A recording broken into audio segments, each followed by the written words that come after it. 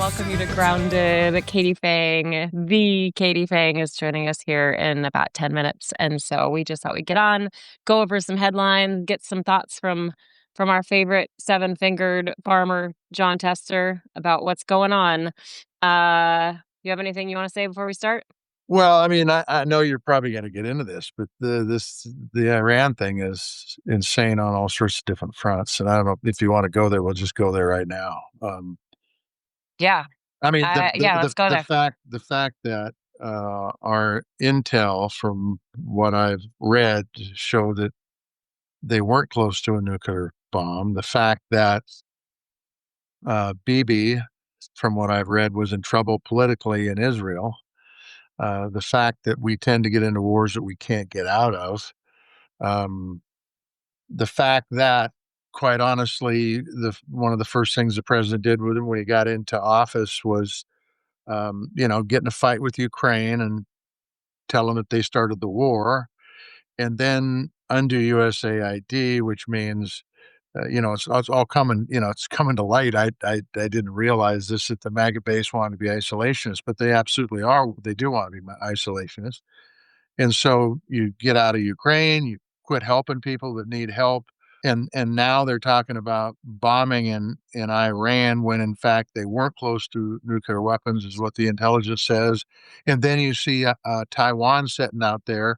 And if you don't think other countries are watching this dynamic, you're in a different dream.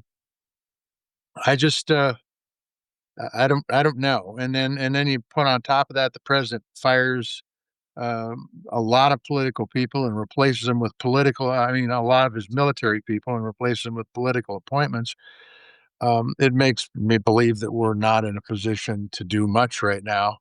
But I don't think that's going to stop the president from uh, doing things that don't make any sense. And to pile on top of all of that, the president needs an authorization for the use of military force from Congress before he even goes in and does any of this stuff. So, this is a very I was dangerous going to ask time. you about that. I figured you Yeah. had something to say about that.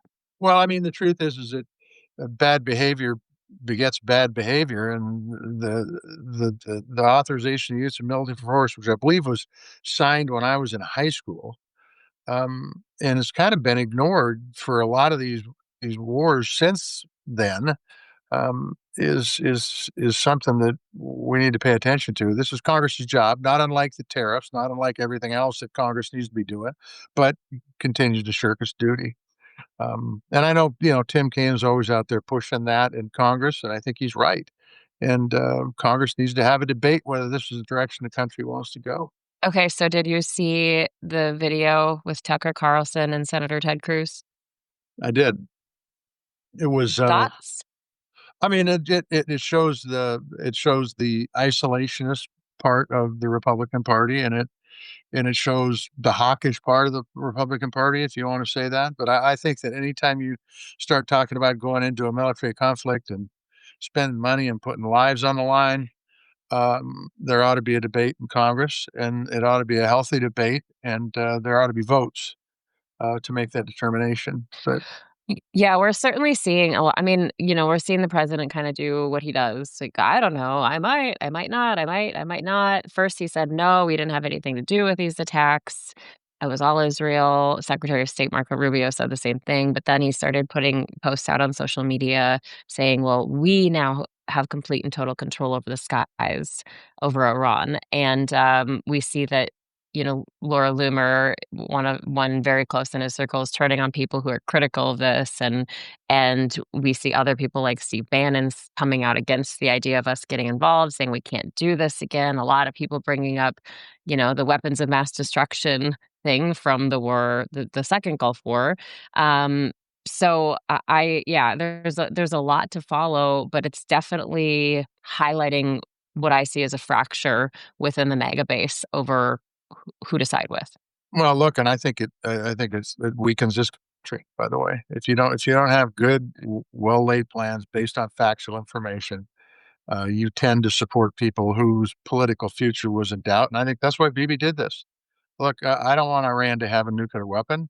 They had a chance to keep Iran from having a nuclear weapon when they passed the JCPOA back in 2014, I think it was, maybe 15.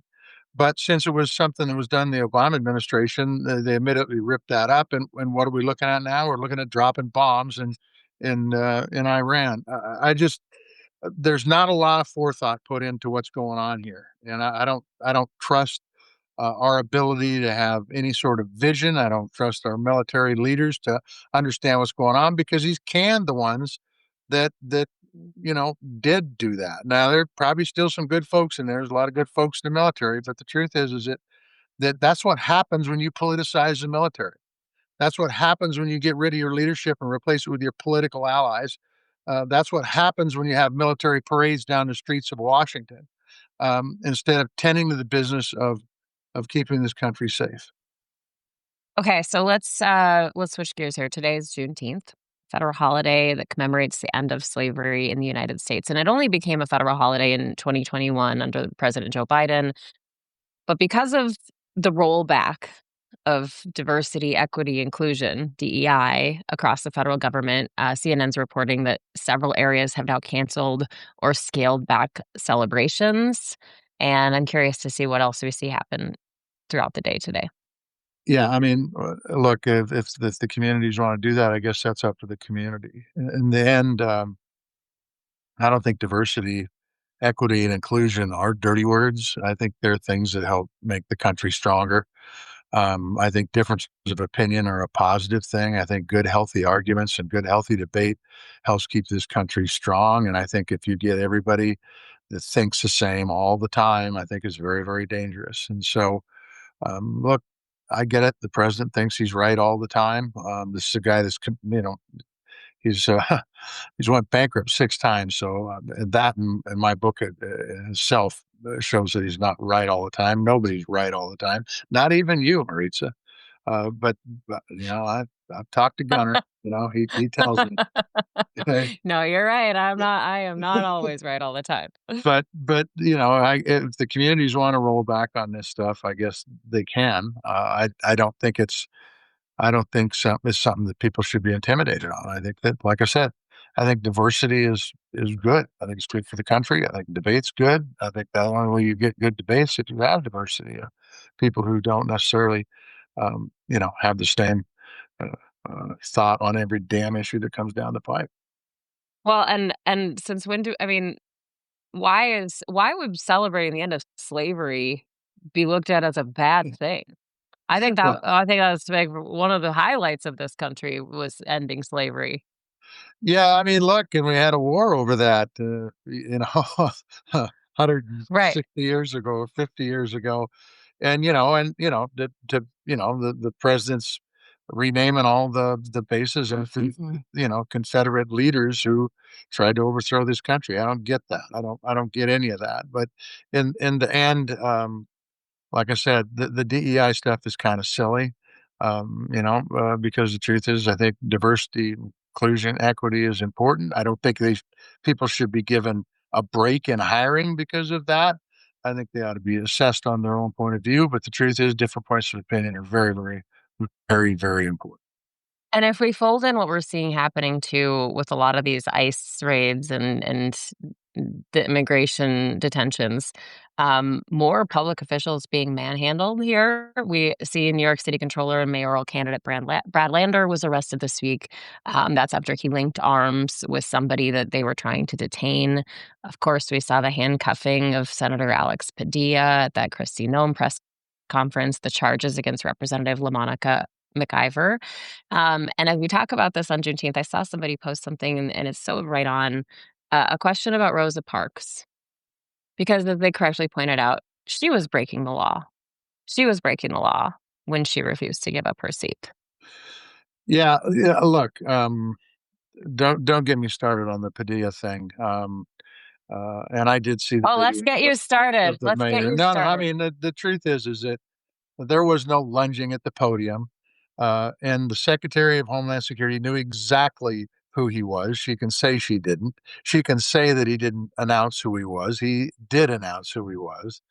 And the fact that he was pushed out of the room uh, like a common criminal, by the way, and cuffed, thrown on the floor and cuffed, with no apologies whatsoever by anybody in this administration is a bunch of shit.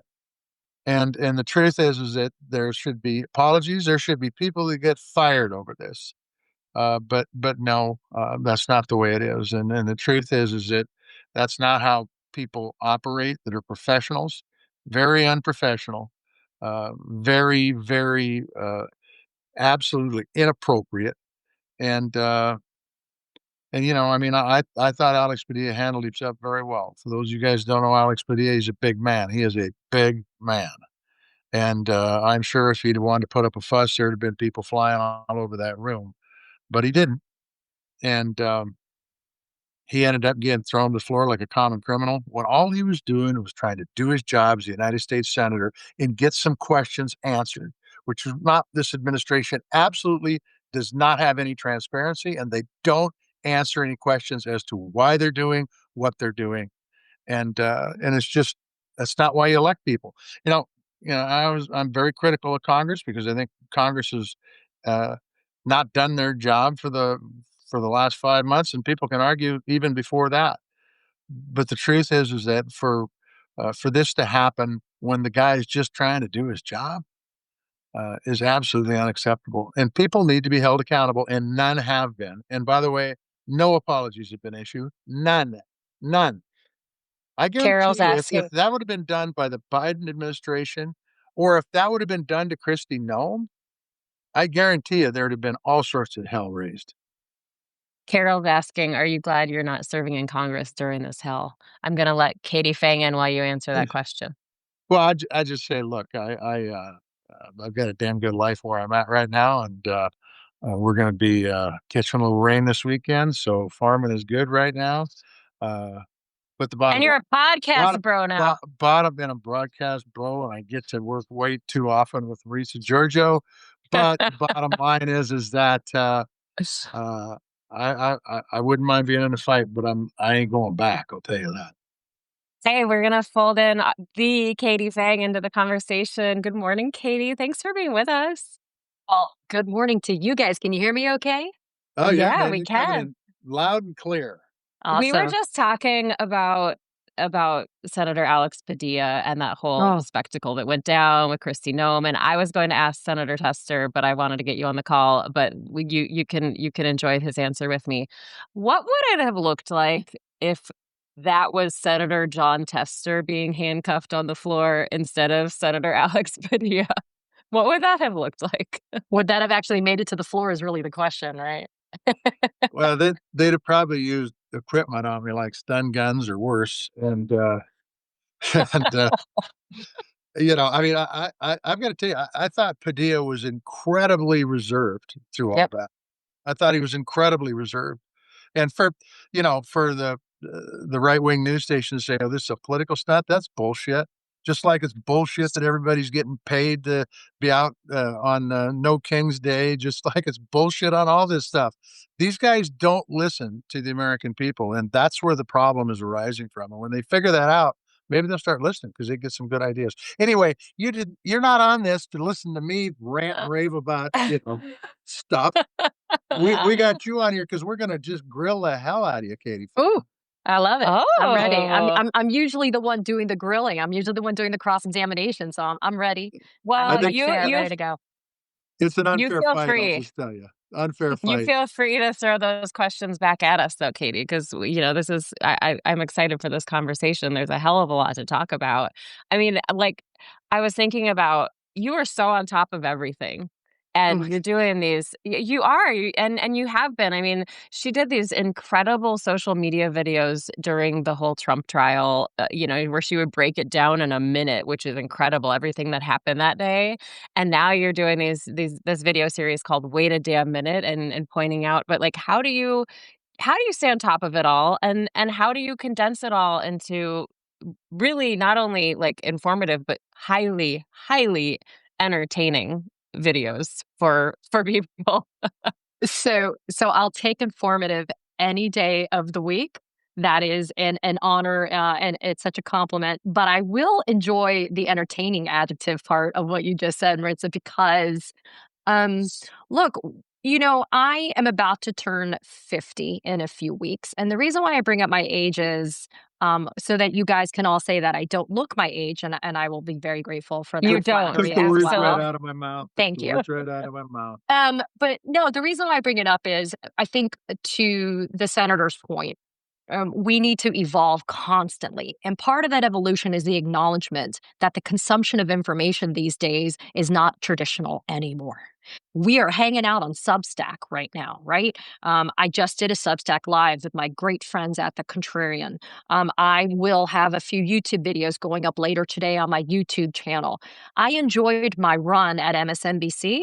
Grateful for the opportunity to have the Katie Phang Show. But fundamentally, the reality is people are getting the information on TikTok, YouTube, Substack, Instagram. They are not getting their information in the traditional sources anymore. And so the ability to condense information into a minute plus, so that somebody can say, I can still live my life. I don't have to sit there and pick and choose my work or my focus on my family, but I can still get the information that makes me what I call a high information American.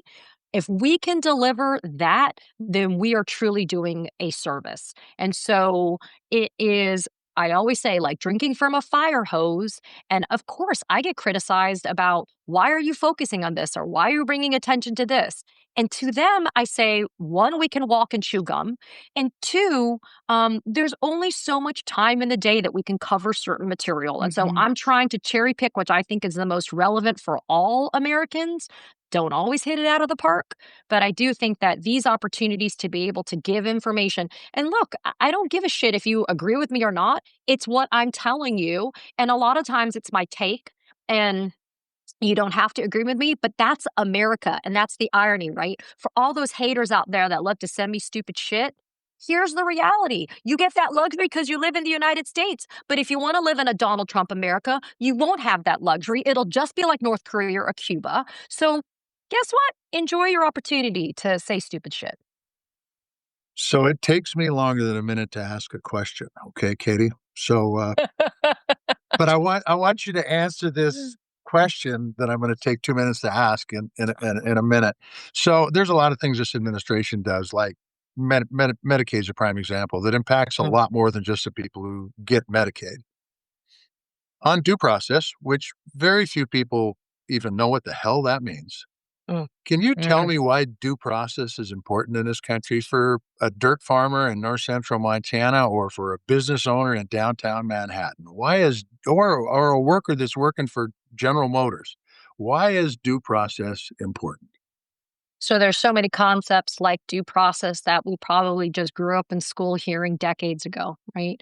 And for many of us, the concept of democracy has been something that we've just taken for granted. These are things upon which foundationally we've had this privilege of living here in the United States that we just kind of assume are always going to be there because why? They've never had to be challenged. It's that thing like until you actually suffer something, sometimes you don't realize what the loss is, or sometimes you have to personally experience something to understand why it is so important. And frankly, due process remains an elusive concept to people, but it's something that applies to all Americans. And more importantly, it applies to all people on United States soil. And it's come up often in the immigration context. But to your question, the reason why you should care, even if you are a United States citizen born and bred in the United States that lives in Montana, for example, right? The reason why you should care is it's the opportunity that is guaranteed to you to have your voice heard. Simple. It doesn't make a difference what the issue is. It doesn't make a difference the form within which it's occurring.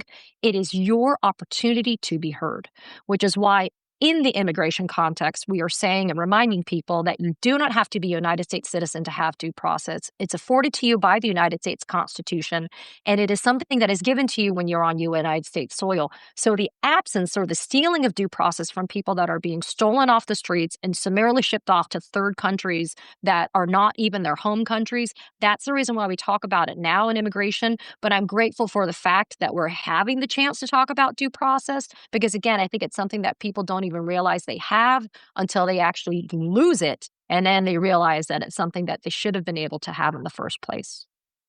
I think it's the same with democracy too. It's one of these terms that we grew up with. Like you said, you learn about it in school and you know it's important, but how often do we actually think about the potential we have to lose it until recently.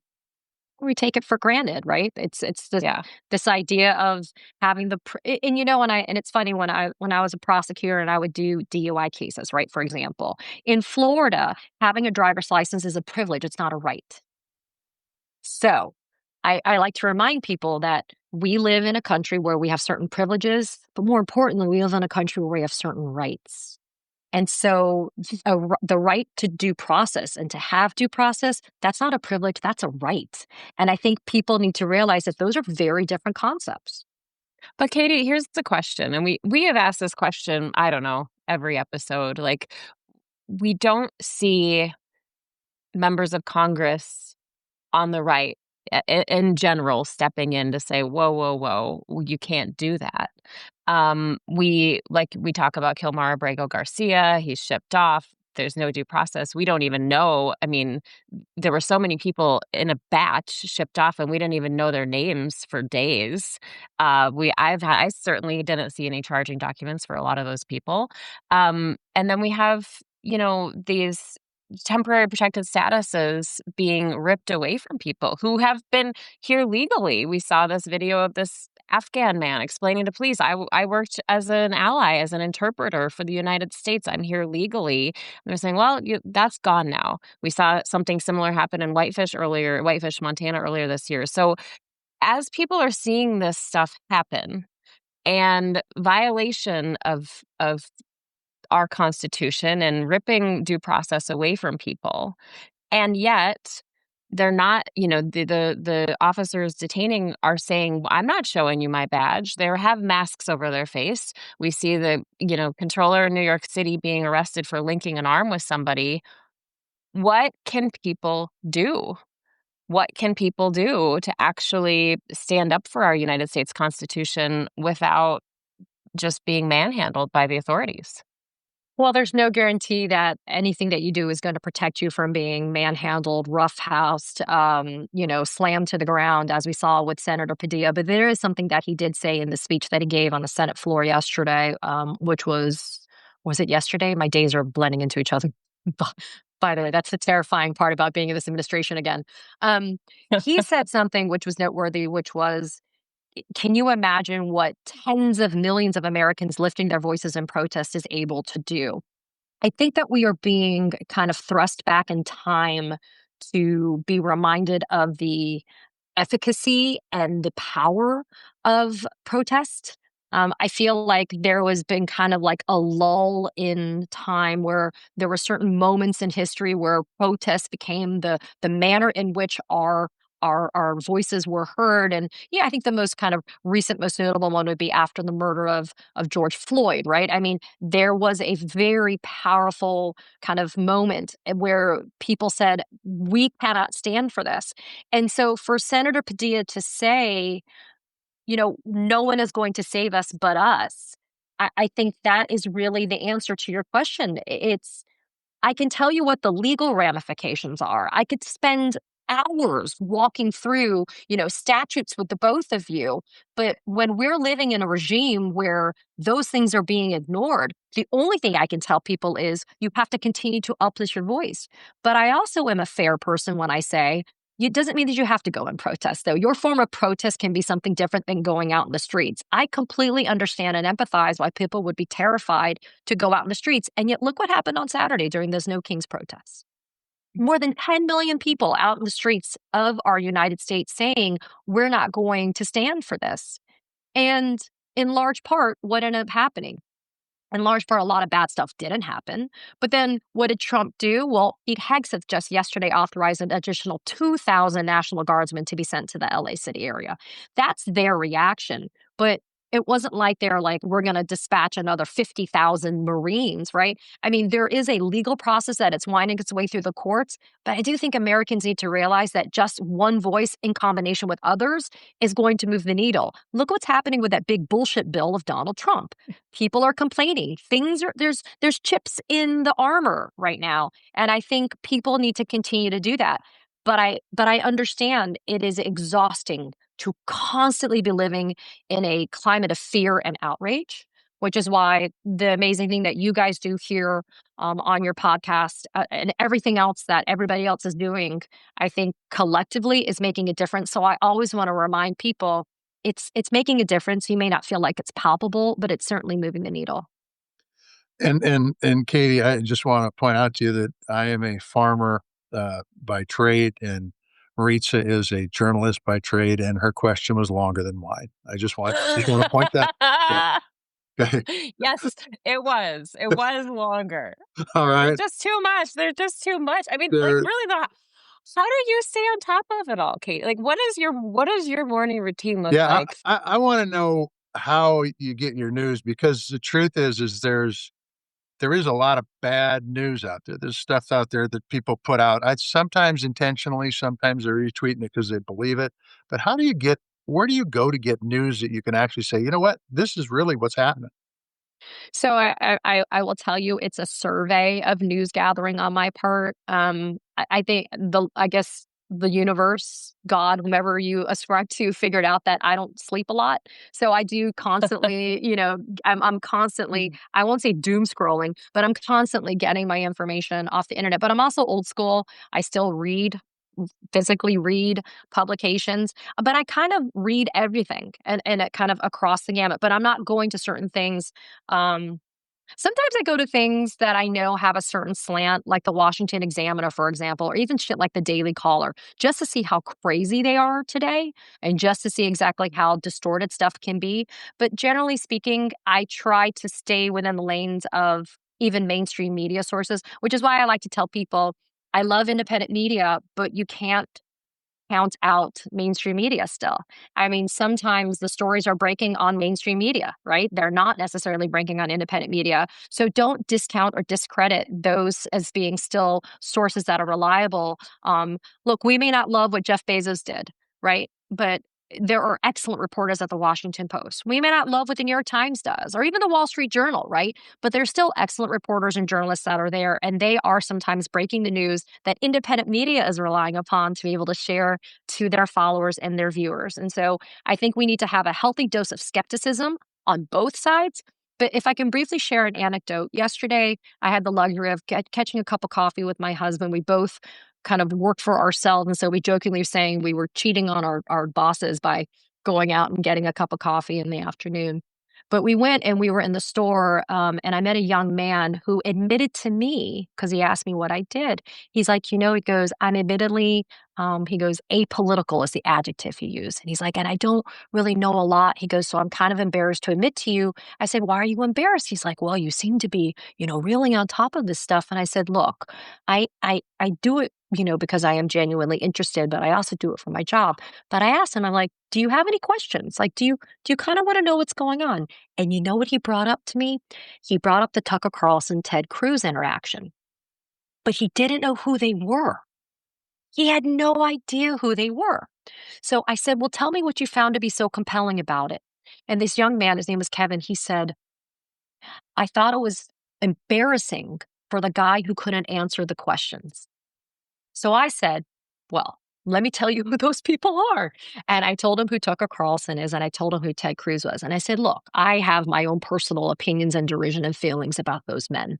But I will say that I'm not above admitting that Tucker Carlson did a very good thing. Tucker Carlson did a very good thing by challenging Ted Cruz, who does have a total bee in the ear of Donald Trump about this issue in Iran. I said he did a good thing by challenging Ted Cruz to have to answer basic fundamental questions that Ted Cruz should have known. But I said, but how much does it scare you, though, Kevin, that Ted Cruz has the ability to influence what Donald Trump does?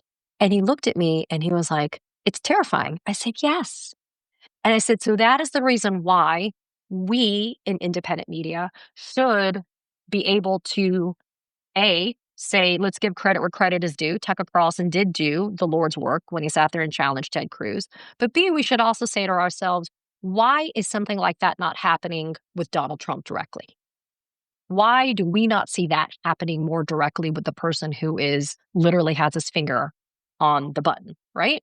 But it was fascinating to meet him. He was probably in his mid-20s. I didn't ask him his age, but it was one of those gut checks guys when it comes to there's a swath of Americans that either choose to not be in this kind of information cesspool that we're swimming in on a daily basis, or you know what? He's just genuinely just doesn't really know what's going on. And I loved the fact that he was willing to have this conversation, though. It's such an important point to remember that people do not consume information and news the way the three of us do. And we have to remember that. And I always talk about that when we talk about like, why are we here? How did we get here? It's because people weren't watching every single rally of Donald Trump and people weren't listening to every single policy proposal. They just thought like, oh, he's like me. He tells it how it is or whatever it may be. The Well, other thing, the, I'm sorry, the thing the- is he said it showed up on his feed. So something about his Yeah. algorithm made that show up. And it could have been because it was going viral. So that's something else we need to think about. The more people that are pushing out the information, bots or otherwise, that's how this young man who's apolitical is getting his information. yeah, the other thing that I would just point out is that, this country's been around for 250 years, and I think everybody thinks that it just kind of happens. And I don't want, look, it's painful to watch the goddamn news right now. I mean, it is painful. It may be painful for some people to listen to this Substack interview. I don't know. I'm sure it is. But the truth is that, would I rather watch a baseball game or catch some NBA playoffs? Yeah. Why? Because now you get to watch people, box with people around on a basketball court, and you don't have to listen to somebody talking about due process at hell. What's that mean? You know what I mean? It's just, it's crazy. Let me ask you a question that Maritza's going to ask, but I'm going to beat her to it. I Oh, mean, we have seen the actions this president's taken. We've seen the lack of actions by Congress. We've seen some of the actions taken by the court that has been ignored. Others haven't. Are we in a constitutional crisis in this country? yes. It's not that we're on the verge. We're there. We're there because eh, the level of disrespect of the Constitution shows us that the co-equal branch of government is not respecting the equality of that co-equal branch of government. The one thing that I will push back on my own answer is the following. We know, though, that there's still some measure of respect that is being afforded to our judiciary, for example, because the lawyers are still going to court. I know that sounds so dumb, but it's the reality. You'll know when we are in a full-blown dictatorship when the Trump administration doesn't send its lawyers to court anymore. When the lawyers are not going, when they're wholesale not participating in the judicial process, you'll know that we're done. In the meantime, the battles continue to be fought in the courtrooms, which is why I always rail against the group of lawyers that I call the enablers. Those lawyers that work for Donald Trump, either in his civil capacity, his personal capacity, the government, whatever, that they are the weapons that are used by Trump to be able to push out his ammunition. And if they did not do that, then you know what? He wouldn't have the access that he needs to be able to get to the courts to get things done sometimes that he does. But I do think that it's not just the lawyers, it's the whole bunch of people that are just enabling his agenda. But the frustrating part is a lot of us sat there, present company included, and warned that this was going to happen. It's ironically the one thing you have to give him credit for. He said, "I'm gonna do this," and he's turned around and done this on steroids, right? So, it's like, you wanna talk about, I guess, maybe the appeal of him? He did speak plainly about what he was gonna do, and that's why it's kind of irritating sometimes. It challenges my humanity sometimes because, especially in South Florida, a lot of people are getting, deported, kidnapped, seized. And some of them were like, oh, but I voted for Trump, or, oh, Trump promised he wasn't going to do this to us. And there's an immediate part of me that's like, yeah, well, this is the find out part of what, was going to happen. But then I have to stop myself and say, there's so many people that are innocently being swept up in this, that are being Mhm. harmed. And so I have to just kind of check myself and make sure that my humanity is intact. That's the thing that we can't lose. We can't lose our humanity throughout all of this, because it's so easy to fall into the trap of almost like relishing the misery that's happening to people that voted for him. I don't like those people that voted for him, but we can't relish in the misery that's being afflicted upon them because it's also happening to the rest of us. We're seeing it in so many things too. I mean, I know, like, the tariffs, how many times have I heard a small business owner say, "Well, I Mm. didn't vote for this. I didn't vote for this," and you are right, this is the find out part. Um, I I just wonder, when you talk about lawyers, you've been around lawyers a long, long time, like, do they know, do the lawyers who are coming to his defense know better? Or do some of them actually believe, "Oh, yeah, he's totally within his right here. This is So totally legal." they all know better. They all know better. Some of them flirt with the propriety of it. The thing that's been appalling are these lawyers that are going to court and being so disrespectful to the judges that are saying, I didn't have to listen to you because you didn't put it in writing. I mean, totally outrageous shit like that. But there's also a camp of lawyers, for example, line prosecutors at the Department of Justice that are, Pam Bondi sends out a memo saying if you don't do something, you're going to be disciplined, investigated, or fired. I think it's easy sometimes for people to say, well, then just quit your job. But for some people, it's not that easy. And so I think that we need to be kind of measured in the way that we dispense our judgment about these things. Some people have a mortgage and children and a family that they have to support. Some people need the benefits. Listen, I left MSNBC May 1st and I didn't have a golden parachute. A lot of people don't know, but I was in the midst of a contract and I had 10 months left of my contract and I left. And, one of the first thoughts was, okay, I need to find health insurance. Right. There are things that inform people's basic day-to-day decisions, and we need to be respectful of that. But I do think, though, it is fair game to criticize people, especially the lawyers who do know better about what they're doing. But then you see people like Alina Habba and Emil Bove and Todd Blanche and Pam Bondi, and I could keep on going. And they are materially rewarded for their loyalty. And it disgusts those of us with decency, but we see it happen. And so sometimes it's just the instinct of self preservation. If I go along, am I going to be okay? But we saw what happened to the Nazis. So I just want to remind people we've seen what happens when people just go along with orders, and what happens. If they know better. I mean, that's that's a foundational issue, and I hope they do know better, by the way, because eventually maybe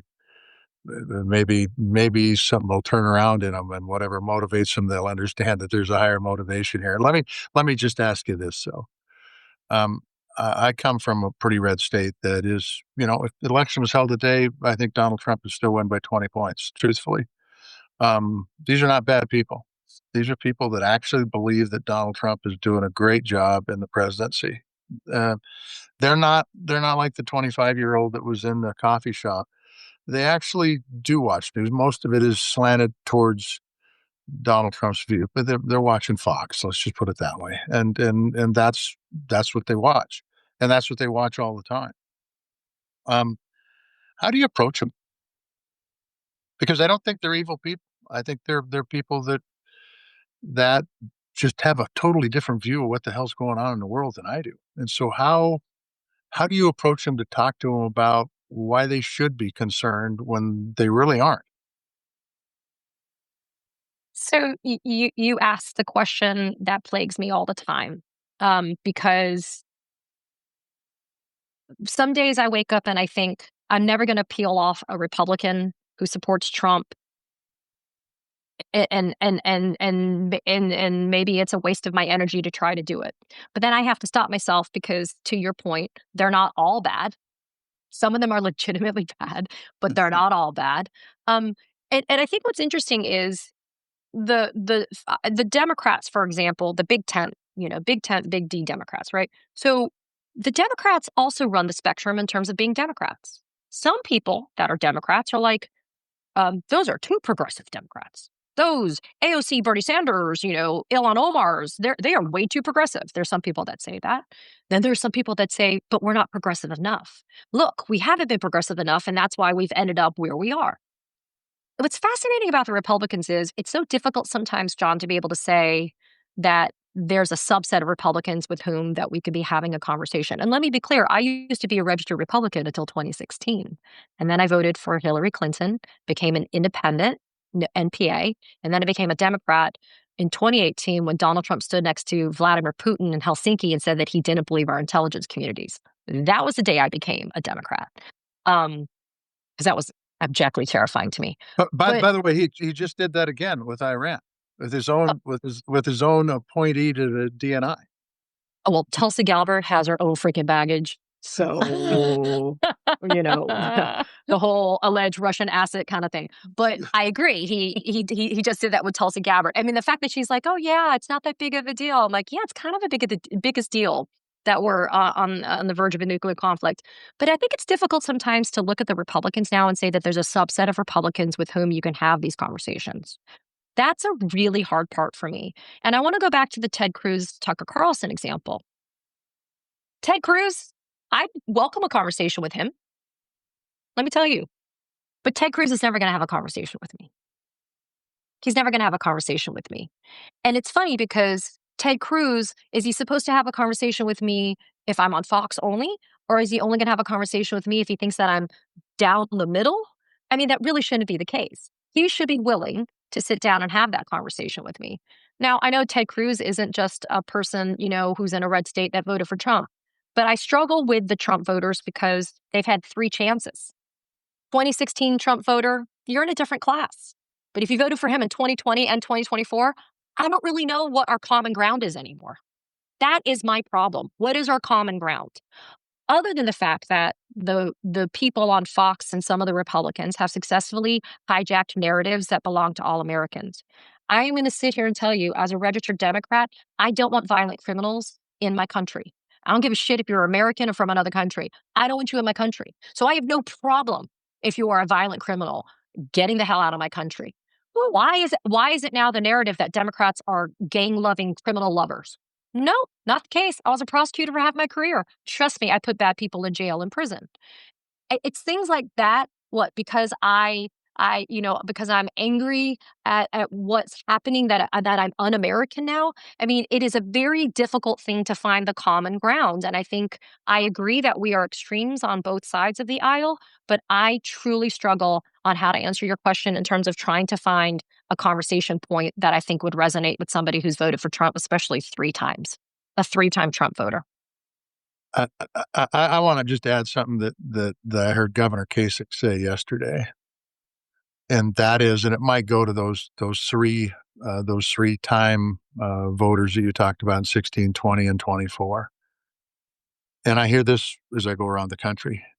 What do Democrats stand for? What are the 3, 5, 10? Pick a number. What are the things that Democrats stand for? So that one thing about Trump, you knew what he stood for. You may not agree what he stood for, but he did make it pretty specific, as you've already pointed out, what the hell he was going to do when he got into office, and he's done that on steroids. Is 100% correct.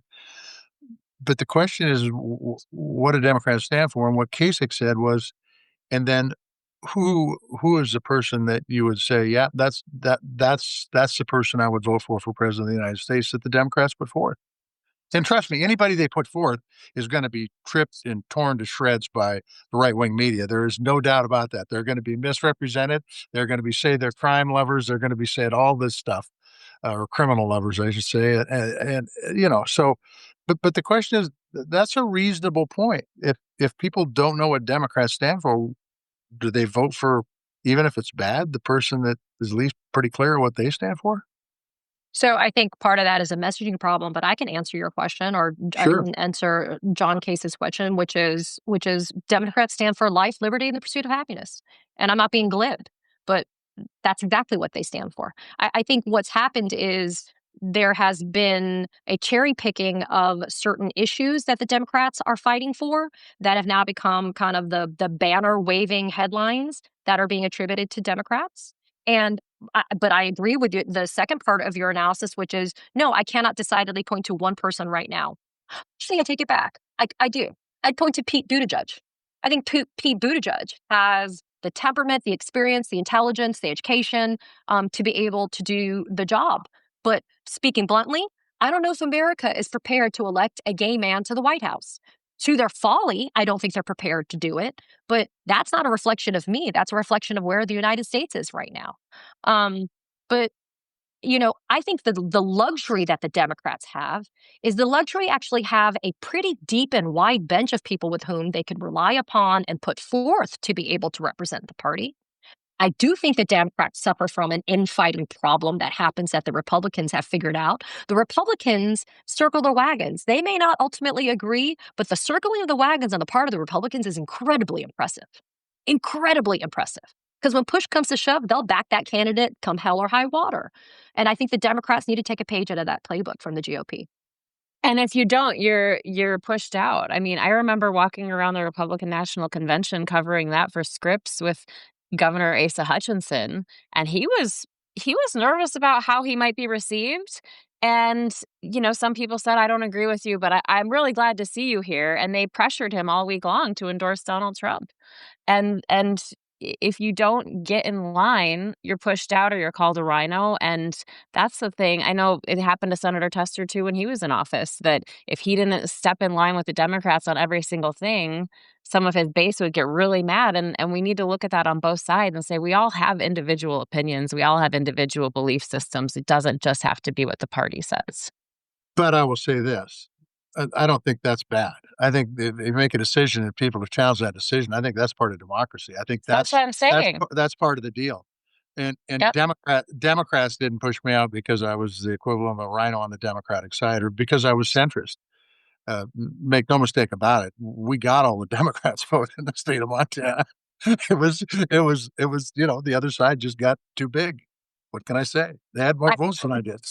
Somebody said the following. They said, somebody way smarter than me, and I wish I could do the proper attribution. They said politicians, especially in DC, need to be reminded that that's not their seat. That's the people's seat. 100%. And so when you are doing what is right for your constituents in your particular jurisdiction, I think that you may suffer the consequence for it, but I think that's what you're doing. Somebody in the comment section said lockstep GOP. They are lockstep GOP. And I think that's when, I think there's no secret sauce to this, but I do think that there's something to be examined when it comes to being some unity when it comes to the Democrats. But I think at the end of the day, you should be doing what's best for the people that have voted you into office, whatever that is, whether it's popular or not. And I think if people are kind of reminded of that on a regular basis in DC, then maybe it'll shift. And I also think that this is actually a time for opportunity, right? So I think also when things get really dire and really bad, it's an opportunity for new voices. Doesn't necessarily mean young. I want to be very clear. New does not mean young. New means new. It is an opportunity for new voices to step forward and kind of put their shoulder to the grindstone and kind of, join in the fight. But I do think that there is some value in youth, but that's not the cure-all for this. I get very wary when people are like, oh, it's got to be young. I'm like, no. Youth does not necessarily equate to success when it comes to this. So what I'm hearing, Marisa, is that Katie Phang's thinking about running for public office. That's what I'm hearing. We're going to I'm break picking some it up. news today. I'm We're going to picking break it some up. news today, Senator. Yep. There'll be an announcement in the future. I can hear it. Okay, so you talk. Katie. I know you texted me, but I was on this live. I don't know when you have to leave, so you just have to tell me when you have to I'm leave. good for now. But, Totally okay. good for now. But what is a lot? Do you think there's a lot? And I mean, do you think Iran might be aligned? Do you think the big beautiful bill might be aligned? Because we are seeing more pushback on those two things than I've seen on a lot of other issues. I think Iran could end up being, don't quote me, right? It could be the straw that breaks the camel's back because there's been chipping away because of the big bullshit bill. And then I think, it's this whole, I think Caroline Levitt did one of her stupid things about promises made, promises kept thing. And the thing is, Trump promised no foreign wars for us, right? Like Trump promised that we wouldn't do that. So let me get this straight. You can't even provide the basics for Americans, working families, especially in America, taking away Medicare, Medicaid, slashing federal jobs. And then now you're going to involve us in a war, which I said earlier this morning, if Trump had actually taken a stronger position on Ukraine, for example, there's a lot of stuff that's happening globally. And I always say our failure of imagination is not being able to consider how the United States still plays a role internationally. Because just because Trump wants to sit there and pretend like, everything is just for his own benefit, the reality is we should be paying attention to everything that's international. But we are distracted by the fact that domestically he's running our country into the ground. And so I think Iran may end up being a very big Achilles heel for him. And I'm terrified because I could not imagine a worse combination of him, Hegseth, Marco Rubio, and Laura Loomer making decisions on behalf of the United States when it comes to this war. And I mentioned Laura Loomer because you and I both know that that's not a joke. She's the kind of It's person who has not. access to him. In fact, she probably has more access to Donald Trump about this issue with Israel than Tulsi Gabbard does. Well, and that's the thing I keep thinking about is, she said when people are critical of us entering, she said, well, this is his brand. America First is his brand. He gets to define it. He gets to define it, right? This is his messaging. But then he could have defined it over Ukraine. I mean, why are these senators all of a sudden backing this idea of getting into war with Iran when they said we're not helping Ukraine, we're America first? Well, because when it came to the issues with Israel and, Gaza, for example, right? It's now he's gonna put a hotel in Gaza. I mean, it's all whatever can benefit him and his grift. So I literally think I think Trump got caught with his pants down on this one. I don't think that Netanyahu sat there and saw his counsel on this. And I think Netanyahu is a problem in and of himself. And I think that now Trump is like, oh shit, what do I do now? I don't want to look like I'm the weak guy in this, right? And I don't want to look like I don't have the power. And I had that piss poor attendance at my birthday party on Saturday, and nobody came and nobody watched. And so now what do I got to do to look like I've got, you guys are too polite on this podcast for me to say what I want to say. You But can say it. Go Say ahead, it, and go that's ahead, go it. ahead, go ahead. I had an article no, written about me that said the guy that says fuck all the time in the US Senate. So go ahead. You can say it. Yeah. I mean, like, it's like he wants to look like he's like the big swinging dick in the room, right? That's his problem. Here we go. Even though he doesn't have a big How swinging damn dick. inappropriate. I'm just telling you, Katie, how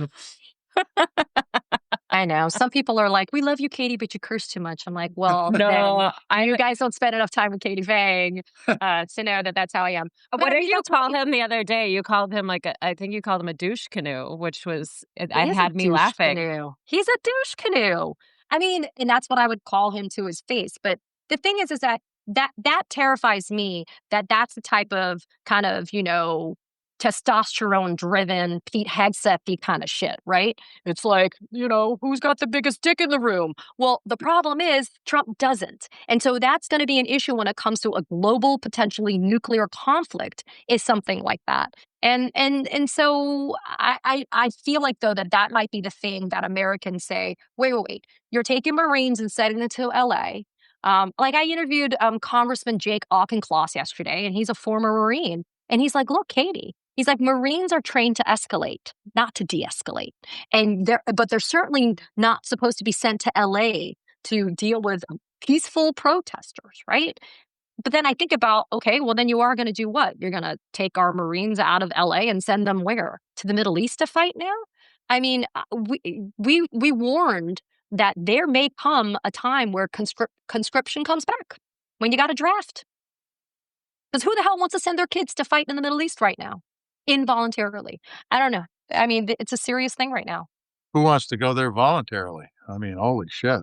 I mean, this thing could turn into be a real cluster. I'm telling you what. I mean, Russia, China, everybody's watching this stuff. And Trump might think that he's the only thing that the spotlight's on, but he's not. They're watching everything. And I think Bibi did this because his political career was going down the tubes and he had to do something.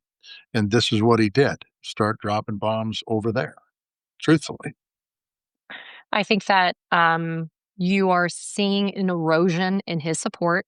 And I think the question is, can we go back from the damage that's being wreaked right now and the havoc that's being wreaked? Because somebody said, just in the context of Doge, but it applies to Trump generally, the blast radius for somebody like Trump is so profound, and we don't even know the extent of the damage yet. The Yeah, blast well, radius for something like him is so profound, you know? And now we're literally yeah. gonna be worrying about a blast radius. But Katie, I honestly don't think we ever go back. I think this country and then is changed irreparably. Both our status in the world, the trust that other countries had for us. I just don't see how that happens. And the reason I say is because there was a first term, and all of our allies looked at that and said, "Well, it was just kind of the luck of the draw." But and then it happened again. I just don't think that trust is ever gonna be put back in place. I don't know, I still call me naive, but I still have the optimism in the American spirit, and I think, again, I think that that is another kind of American symbol that has been hijacked, by the GOP to thinking that that's the only thing. The patriotism of this country, doesn't just belong to the Republicans, it belongs to all of us, and I think especially the Democrats these days. I think that's what you're seeing. You're seeing the digging in of the heels of Democrats to remind Americans writ large that and the world that democracy is now becoming a decidedly democratic thing, big D democratic thing. And so, I mean, I don't know. The one thing you could say about like 43, right? George W. Like everybody, do you guys remember how everybody was like, oh my God, he was so stupid. Oh my God, he was such a nuclear strategery. Oh, yeah. Do you remember nuclear strategery? I mean, Well, people and love I to talk about remember that. Will Ferrell, I mean, that like, that was the whole thing. He was on Saturday Night Live every week making fun of George W. But listen, George W., his dad, I mean, you name it, like, they actually had people around them, and Democrats too, right? Obama, Clinton, whomever, like, had people around them that it was like the rising tide lifts all ships kinda thing, right? It's you had the collective knowledge and intelligence and sanity, but the problem is Trump, because he kind of got this blank check to put crazy, stupid, and incompetent around him, that's what freaks me out the most. Trump does damage all on his own, but Trump coupled with the Pete Hegseths and such, like the Pam Bondis and stuff, like that's some bad shit. If you really think about it, there is no adult in that room. Who's the adult in that room? I can't point to a single person right now that has a cabinet level position or otherwise that's an adult in that room. And that's the part that worries me the most. Okay. I I agree. want to ask a quick question. First of all, though, I've seen a lot of comments here, and I haven't seen one that says swear less. So, Senator, they want more F word from John Tester. That is a unanimous decision here from our viewers. But I do want to That's so ask funny. about Doge. I mean, the thing is, like, we know this is the strategy, right? To just throw as much at the American people, at journalists, as they possibly can so that we can't possibly keep up. We know that. Well, guess what? Guess whose name I haven't heard a lot this week? That's Elon Musk and Doge and all of that. And I did have a friend send me this long question about Doge and our data. I mean, we talk about these actual real threats and fears over Iran, but there's also real digital threats and real digital fears here. And he was asking me, we know the Supreme Court allowed Doge to access Social Security data while these lawsuits work their way through the system. But what about our data that's already been accessed? Like, do we have legal options as United States citizens to stop that, even if that access is taken away? Like, how do we put the toothpaste back in the tube? So the first part of that is how do we even know what has been accessed? Like truly, because we don't know. We do have whistleblowers that have come forward, and that process is developing and evolving. We do have some litigation, obviously, that has gone through, and sadly, the Supreme Court's like, yeah, sure, Doge, you can access people's Social Security information, not a problem. I don't know if we're ever really going to know the full extent of the access. We also have this Trump administration that decided that cybersecurity really wasn't a priority anymore either, domestically or internationally. So they've withdrawn funding for cybersecurity. Um, I- I've always believed that the Elon Musk component of all of this was one, yes, Elon got rewarded for getting Trump into office. But two, Elon, it wasn't so much getting access to our bank accounts so they could like rape and pillage our bank accounts. That's not what it was. It was getting the personal data information for voter rolls. I think that Elon Musk wanted to get all of our personal data information for purposes of being able to influence future elections. He saw that being a kingmaker often is the ability to put somebody into an office like the president of the United States, right? And the kingmakers are the people that can influence elections and outcomes. And I think that he wanted to be able to get all of the personal information so that he could compile a huge database of voters.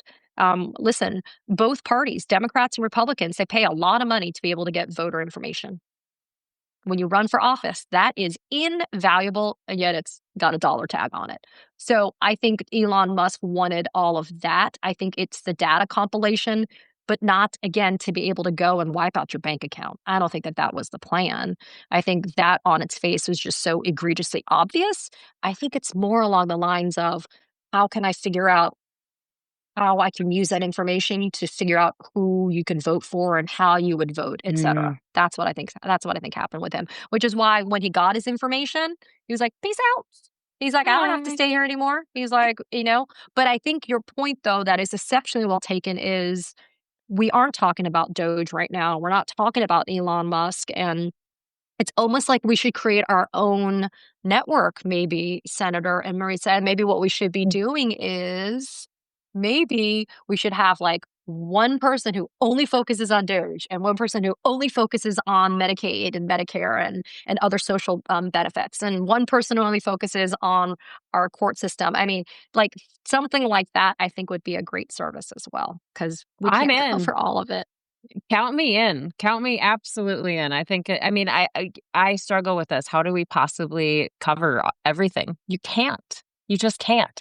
But the key is what was brought up at the very beginning of this, and it's what you do so very well, Katie, is that it has to be very, very concise and very short because there's so much shit hitting against the wall that what are you gonna choose? I mean, truthfully. So it's if you're gonna hit everything that's going on every day, and we talk about this a lot, by the way, and I'm sure you deal with it every day too. I mean, there's so much stuff. You can't you can't cover it all in you can't cover it all in an hour, Yeah. even if it's a 1-minute blurb. So, yeah. Sure. Now, so Okay, so so you're not gonna run for public office, you're gonna set up another news org. a media Not empire. to- She's setting up a media empire, and I think she just invited us to be part of it. I think Oh, yeah. You Cool. guys are always welcome. I'd I love to love that. hang, especially with fellow profanity lovers. It's totally fine. well, we need to get you out to Montana. I just want to end by asking you, we really try to on our show give people a path forward, and people feel so overwhelmed and fatigued by everything. Like how do you stay motivated? How do you stay hopeful, Katie? I look at my family. I look at my loved ones. I look at my friends. I look at my community, and they always constantly remind me that this is the fight that we have to fight. I mean, my daughter is 10, and I never want her to look back and be like, "What the hell were you doing when it all went to shit?" I wanna be on the right side of history for this one, and I want her to know, my mom's 82, like, I don't want her to get dicked over either by what's happening with this government, right? Like, there are things that I wanna make sure happen, and no matter how Sisyphus, I always say, you feel like Sisyphus, you're rolling the boulder Mhm. up the hill every day and it rolls back down. No matter how much I feel like Sisyphus sometimes, it's just too important.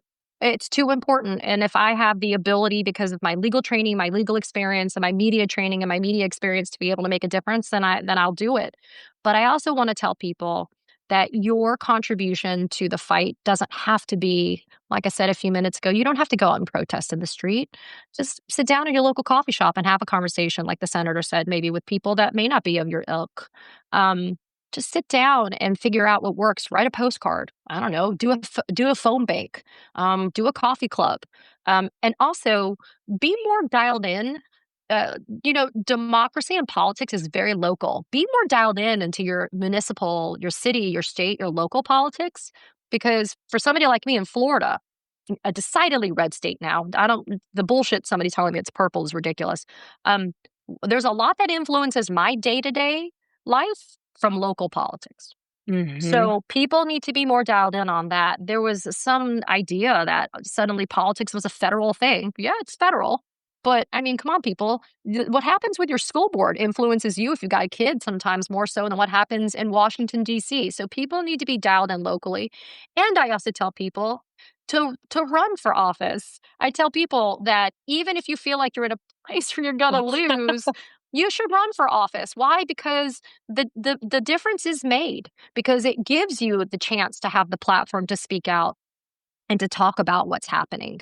And I do think that sometimes just being able to bend somebody's ear makes a difference. And so that's kind of my parting words for you guys. So I'm just going to leave you with this, Katie.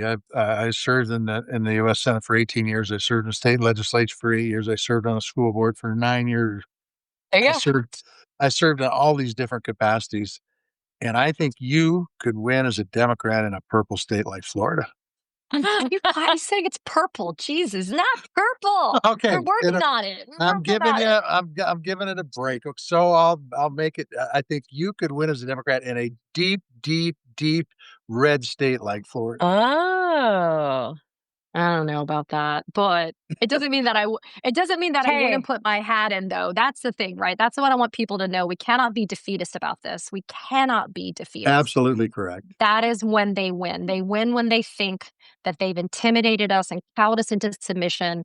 And you just kind of have to believe, because that's really when they win, right? When we don't have faith anymore, that's when they win. This could be a Buttigieg Fang primary. My oh. God, the Republicans' head would fucking explode with a gay man and an Asian fucking woman. They would lose their fucking minds. Oh my God. You know what? That alone would be worth it just to see their heads fucking explode. And by the way, we both went to what do they call us? Elitist schools? Is that what they say? They say we're elitist, right? So When I was watching news radio in the '90s, I never thought the guy who played the maintenance man would have the reach he had. So let's not count anything out. Joe Rogan had, he's turned out to be a very big influencer. So why not Katie Phang for office? I but didn't Joe Rogan eat like bugs and stuff? Didn't he do Oh, that that's right. show He where was the on Fear Factor. Yeah, yeah, yeah. But yeah, he was I'm not on eating news bugs. radio. I'm not eating bugs. I draw the line at eating bugs. That ain't gonna happen. I'm with All you. right. Well, thank you so much, Katie, for your time. We really This is appreciate it. great. Thanks, guys. Love it. Bye, Appreciate you. guys. Bye, Come everybody. see Appreciate us you. soon. Come see I us will. soon. Bye, guys. Thanks. Okay. So let's wrap this up, Senator. What a conversation that was. Definitely our most profanity laced, but people seem to like it. Well, it's good. I just want to say one thing. I think that she's absolutely right. This democracy can be stronger if people's voices are heard. But I also think it's going to take generations to rebuild relationships like we had with our NATO allies, with Canada, with Mexico, with a lot of countries around the world. I just don't think you just don't do what he has done to our best friends in the world and expect them just to say, "Ah, all's forgotten, all's forgiven. We're back." That's the first thing I want to say. The other thing I want to say is that uh, you've got to love a person who just tells it like it is, and she tells it like it is. And He does. appreciate that. I'm Appreciate telling that. you, her videos are hilarious. I laugh out loud at her Instagram videos quite frequently. They're hilarious. Well, that's cool. That's good stuff. Yeah. Um, okay. And by the way, This is one other thing, if you'd have wanted to see some profanities, you should have been with me yesterday afternoon. I don't know if you can see that, but yeah, what happened? it's a result of a high lift jack that I got in a fight with, and there was some profanity spoke after that. Yes, there How was. long was that rant? How many minutes did that go on? A while until the blood got into my eyes, and then it got the sting in it. So, hey, it's the way it goes.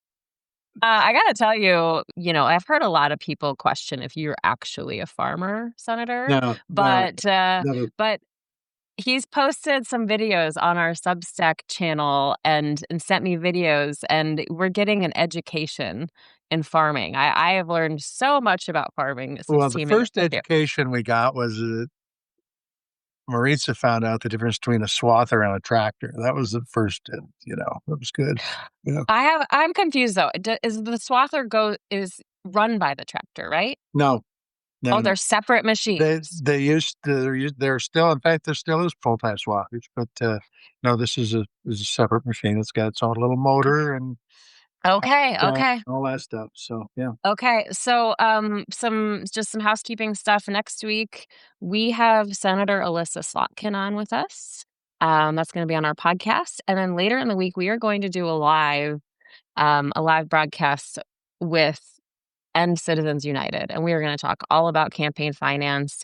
And in fact, we are also going to add in former Governor Mark Roscoe of Montana, longtime Republican who actually led the RNC at one point. And we are going to have him on because he and you are getting behind this measure in the state of Montana to do its own version of End Citizens United, basically. So we're going to talk all about that next week, and we hope you'll join us. I had something else. Oh, I need to ask you about your hat. I think I can read it. I think it says something about the Postal Service. Yeah, it does, yeah, let me see it, yeah, Love it. rural carriers, baby. Yeah, it's good. Yeah, I just had to give a nod to the Postal Service today. I don't know, I was thinking about them, so, it's in They've the been through a lot. it's in the Constitution. They need to be there. It's really important, and, they're a good outfit, so, All right. Well, we've uh, kept everyone long enough. Thank you so much for being with us today. As always, we would love to hear from you. You can send us a message here on Substack.